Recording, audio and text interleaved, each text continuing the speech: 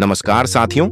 तो उत्तराखंड की पवित्र भूमि पर स्थित केदारनाथ धाम केवल एक तीर्थ स्थल नहीं, बल्कि आस्था, विश्वास और संकल्प का प्रतीक है। हर साल लाखों श्रद्धालु कठिनाइयों से भरे रास्तों को पार करके भगवान शिव के इस दिव्य धाम के दर्शन करने आते हैं। लेकिन इन श्रद्धालुओं की संख्या जितनी तेजी से बढ़ रही है, उस अनुपात में वहां की सुविधाएं और पहुंच अब तक सीमित ही रही हैं।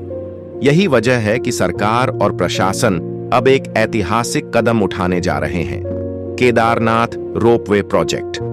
इस प्रोजेक्ट को लेकर वर्षों से चर्चाएं चल रही थीं। श्रद्धालुओं की कठिनाई, मौसम की मार, आपदा के खतरे और मेडिकल इमरजेंसी जैसी समस्याओं ने प्रशासन को मजबूर किया कि वह कोई स्थायी और सुरक्षित समाधान लाए।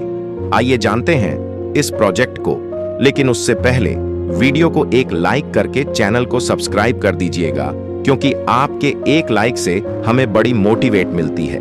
और अब 2024 के आखिरी महीनों में केंद्र और उत्तराखंड सरकार ने मिलकर इस महत्वाकांक्षी योजना को हरी झंडी दे दी है।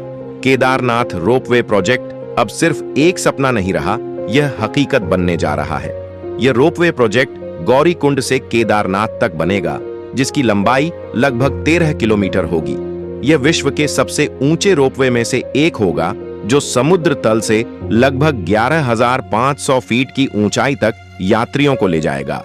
वर्तमान में श्रद्धालुओं को यह दूरी पैदल या खच्चर से तय करनी पड़ती है, जिसमें औसतन 6 से 10 घंटे तक का समय लगता है। लेकिन रोपवे बनने के बाद यही सफर मात्र 30 मिनट में पूरा हो सकेगा। अब सबसे बड़ा सवाल, यह रोपवे प्रोजेक्ट कब शुरू होगा? इस सवाल का उत्तर जानने से पहले जरा यह समझना जरूरी है कि इस प्रोजेक्ट के लिए किन किन विभागों की अनुमति, योजना और संसाधनों की जरूरत पड़ी है। इस पूरे प्रोजेक्ट की जिम्मेदारी national highway logistics management limited यानी NHLML को सौंपी गई है, जो कि national highway authority of India NHAI की एक शाखा है। इस प्रोजेक्ट को डिजाइन, निर्माण, फाइनेंस, ऑपरेट और ट्रांसफर मॉडल पर तैयार किया जा रहा है।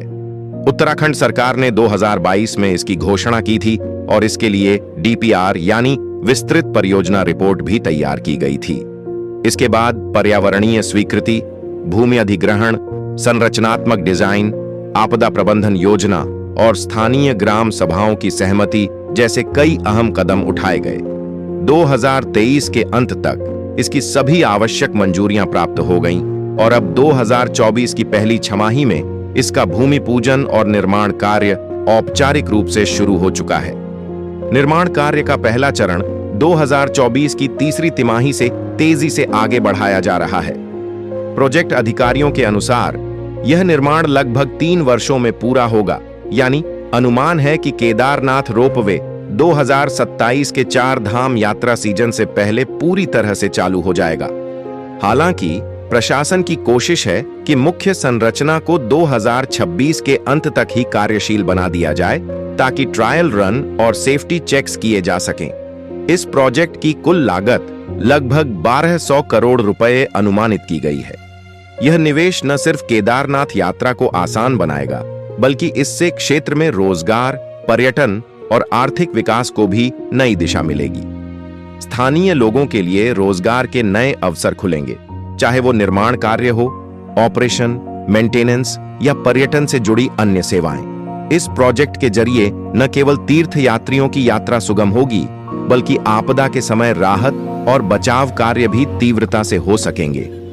जैसे कि 2013 की आपदा में देखा गया था, जब पैदल रास्ते पूरी तरह तबाह हो गए थे और राहत कार्यों में भारी मुश्किलें आई थीं।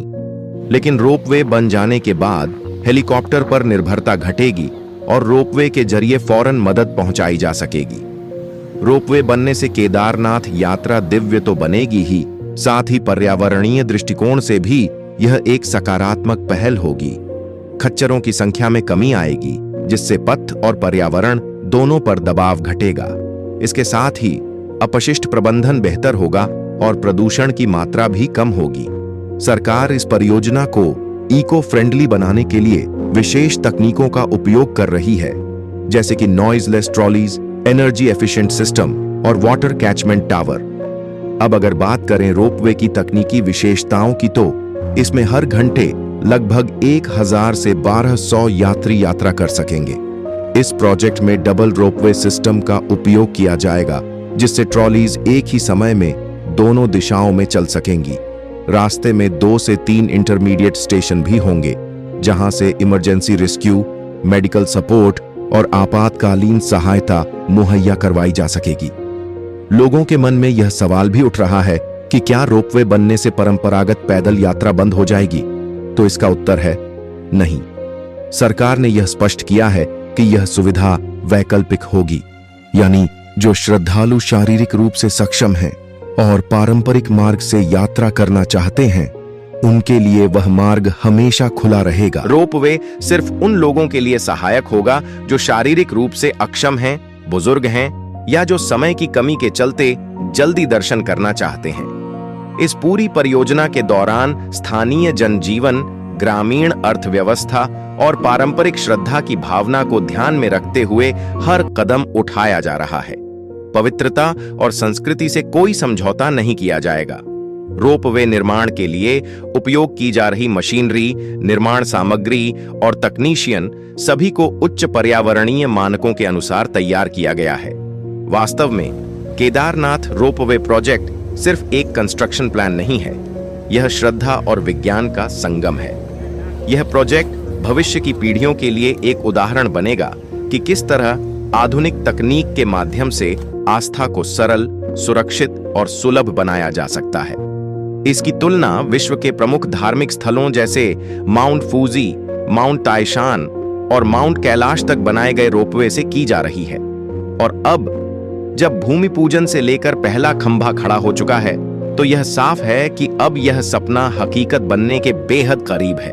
श्रद्धालुओं को बस थोड़ा इंतजार और करना है। जल्द ही वह दिन आएगा जब आप गौरीकुंड से सीधा केदारनाथ की गोद में बादलों के ऊपर से उड़ते हुए पहुंच सकेंगे।